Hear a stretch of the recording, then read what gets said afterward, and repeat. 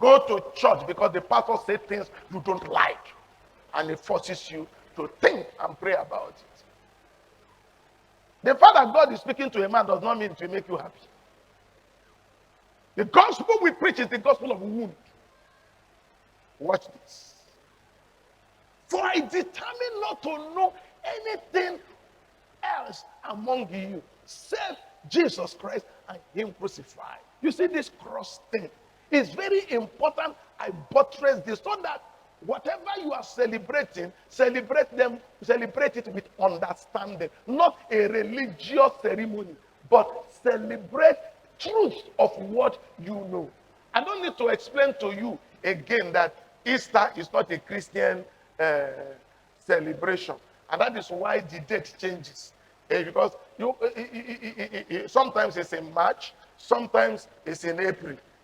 Sometimes it come early, sometimes it come late. Because it's talking about the full circle of the equinox, the full moon. It goes. That's why at times Ramadan and Easter almost interwoven, because it is not a Christian celebration. It was Constantine who moved that date, the resurrection day, and moved it to the date it is. In fact, Constantine, historically, one of the greatest emperors that ever lived, changed most of the day. In fact, Christian worship on Saturday, it was Constantine that moved it to Sunday. He affected most of Christian history. And that is why, as an historian, you can't just tell me cock and bull story.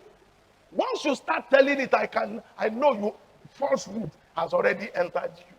Because I read all through to know how things are the way they are. And if I tell you this is the way it is, believe it.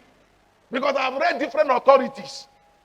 And in history, if more than 2, 3, 4, 5 people stick on one particular position, that is it. And when we don't know the date, we say about, between, when we don't know the exact date. And when we look at it, it will fall into between or around, according to history.